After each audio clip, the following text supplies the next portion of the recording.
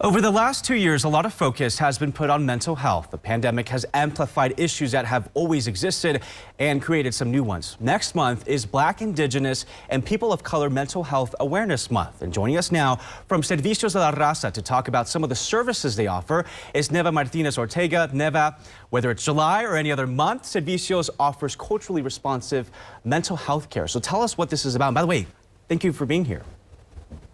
Yes, thank you for having us.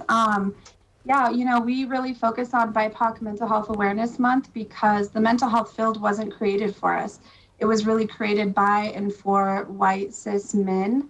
And so it's taken a lot of work from BIPOC individuals and allies to really include all of the considerations of mental health that it really takes for our BIPOC communities to understand all of the extra barriers and the health disparities that we face. And I know you guys do amazing work. I know you've done it with the vaccines in the past year or so because of some of the, different flaws from the state system, not necessarily focusing on Latino communities. But, we have so many months throughout the year. We are just now wrapping up Pride Month. Why is it important that people recognize BIPOC mental health and this upcoming month? I think, just to celebrate the fact that we are here. There's not a one-size-fits-all model, and I think that's what was really created in the foundation of mental health. And so we as providers that serve primarily the Latinx community, we really take that into consideration and focus on healing intergenerational traumas and curses. Now, in what way, how would you say it's harder for BIPOC people to get access to mental health? What do you think is the barrier there? I think there's many systemic barriers.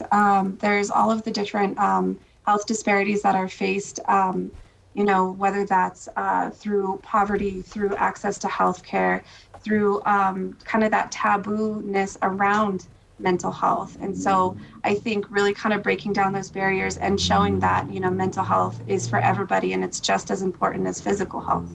All right, well, to wrap things up here, Neva, last question for you. If someone were on the fence about calling up Servicios de la Raza to talk about mental health, what would you say to them?